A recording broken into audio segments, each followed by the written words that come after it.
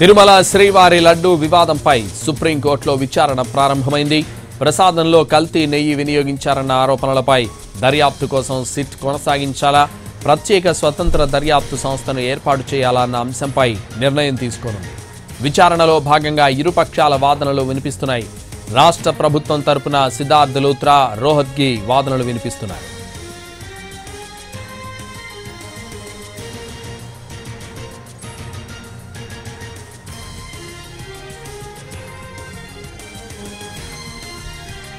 తిరుమల లడ్డూలో కల్తీ నెయ్యి వినియోగంపై సుప్రీంకోర్టులో విచారణ ప్రారంభమైంది. ఈ సందర్భంగా కేంద్రం తరపున సొలిసిటర్ జనరల్ తుషార్ మెహతా వాదనలు వినిపించారు.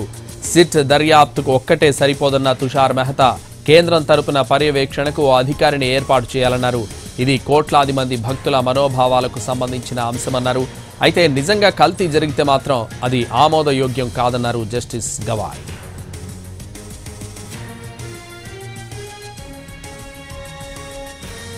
ఓ ప్రత్యేకమైన స్వతంత్ర దర్యాప్తు సంస్థను ఏర్పాటు చేయాలన్నారు జస్టిస్ గవాయ్. ఇద్దరు సిబిఐ, ఇద్దరు రాష్ట్ర ప్రభుత్వ అధికారులు, ఓ ఎఫ్ఎస్ఎస్ఏఐ అధికారితో దర్యాప్తు జరపాలన్నారు.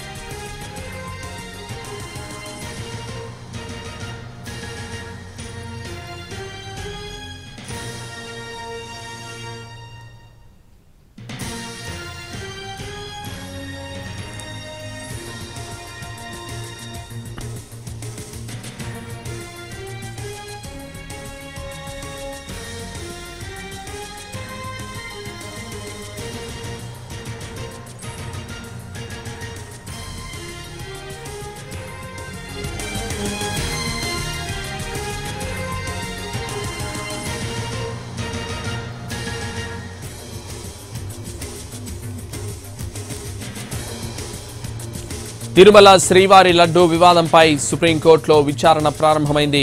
ప్రసాదంలో కల్తీ నెయ్యి వినియోగించారన్న ఆరోపణలపై దర్యాప్తు కోసం సిట్ కొనసాగించాలా, ప్రత్యేక స్వతంత్ర దర్యాప్తు సంస్థను ఏర్పాటు చేయాలన్న అంశంపై నిర్ణయం తీసుకోనుంది.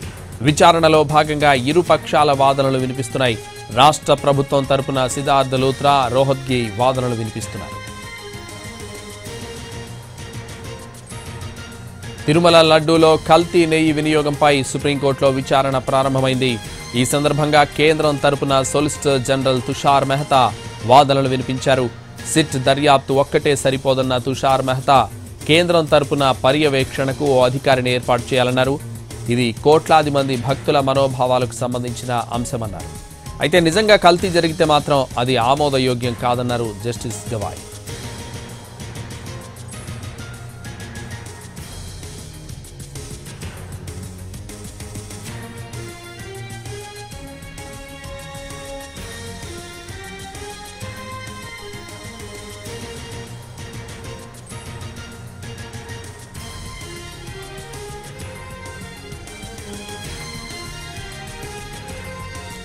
ఓ ప్రత్యేకమైన స్వతంత్ర దర్యాప్తు సంస్థను ఏర్పాటు చేయాలన్నారు జస్టిస్ గవాయ్. ఇద్దరు సిబిఐ, ఇద్దరు రాష్ట్ర ప్రభుత్వ అధికారులు, ఓ ఫుడ్ సేఫ్టీ అధికారితో దర్యాప్తు జరపాలన్నారు.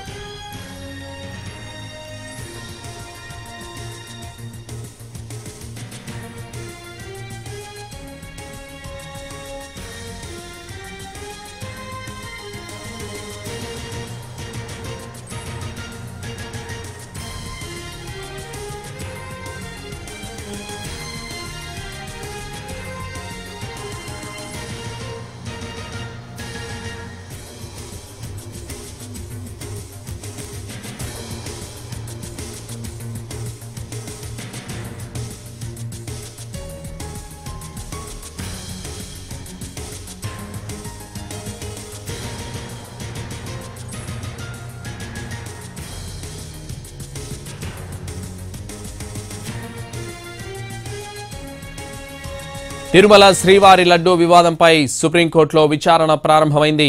ప్రసాదంలో కల్తీ నెయ్యి వినియోగించారన్న ఆరోపణలపై దర్యాప్తు కోసం సిట్ కొనసాగించాలా, ప్రత్యేక స్వతంత్ర దర్యాప్తు సంస్థను ఏర్పాటు చేయాలన్న అంశంపై నిర్ణయం తీసుకోనుంది. విచారణలో భాగంగా ఇరుపక్షాల వాదనలు వినిపిస్తున్నాయి.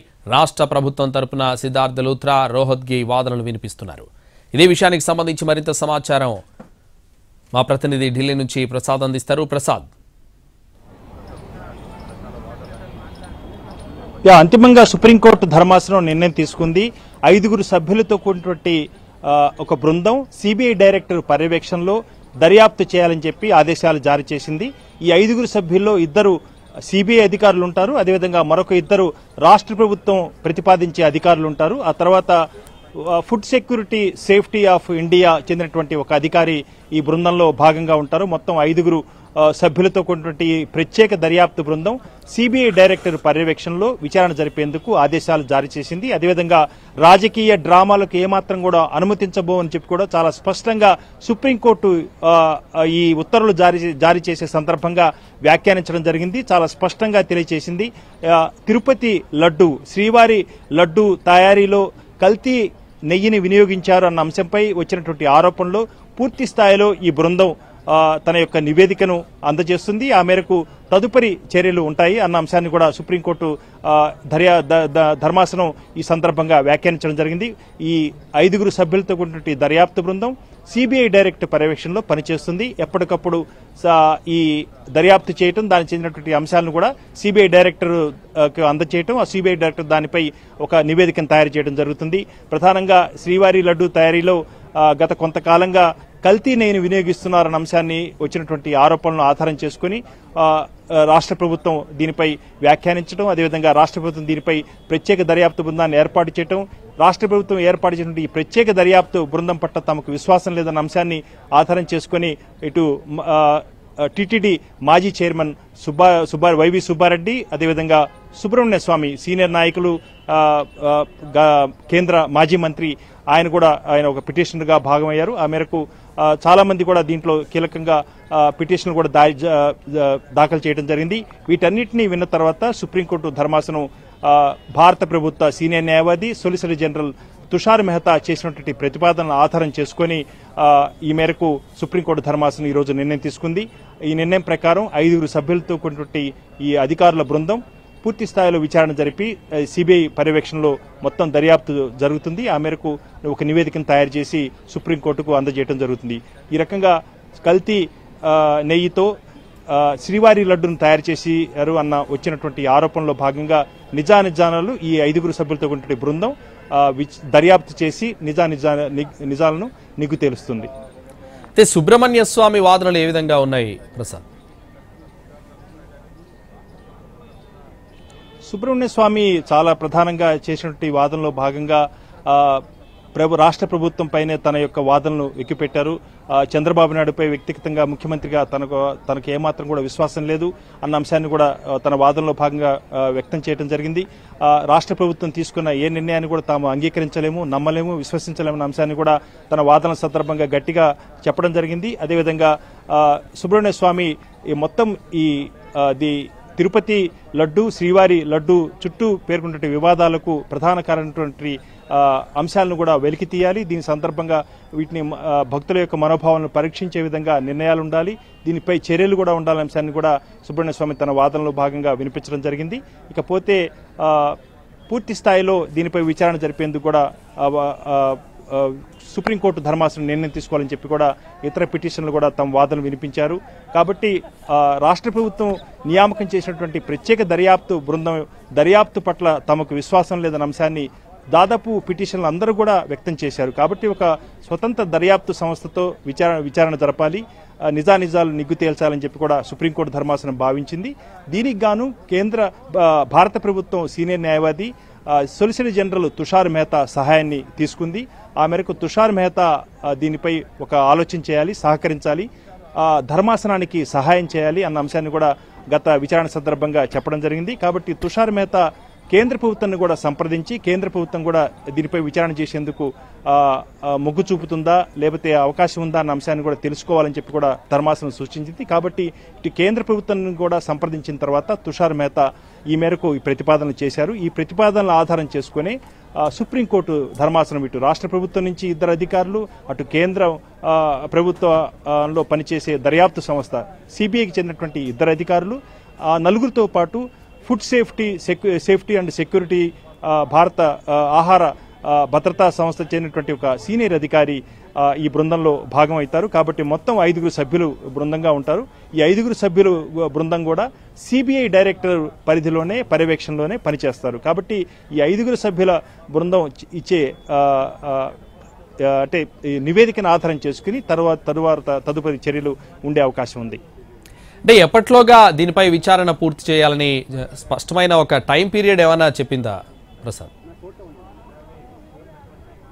సమయం నిర్దేశించిన అంశంపై కూడా దానిపై ఉంటుంది. అయితే దీని ప్రధానంగా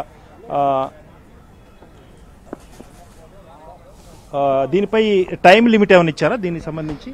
ఏం లేదు, వెంటనే సిబిఐ ఎంక్వైరీకి 2 సభ్యుల్ని, food safety authority of India వాళ్ళని 2 సభ్యుల్ని, అదేవిధంగా స్టేట్ యొక్క సిట్ అధికారులతో దర్యాప్తు చేయించమని, ఎలాంటి రాజకీయ ప్రచారము 2 రాజకీయ పార్టీలు ఈ లడ్డు వివాదంపై ప్రజల మనోభావాలు దెబ్బతీసే విధంగా ప్రసంగించవద్దని స్ట్రిక్ట్ గా వార్నింగ్ ఇచ్చారు. టైం లేదు, ఇది విచారణ లోతుగా దర్యాప్తు చేసి దీంట్లో నిజానిజాలు బయటపెట్టి అసలుకి నేతిలో లడ్డూకు వాడిన నేతిలో కల్తీ ఉందా లేదా అనే దాన్ని వెంటనే సమగ్రంగా విచారణ జరిపి నిష్పక్షపాతంగా ప్రజల యొక్క మనోభావాలు కాపాడే విధంగా తీర్పు ఉండాలని న్యాయమూర్తులు ఆదేశించారు.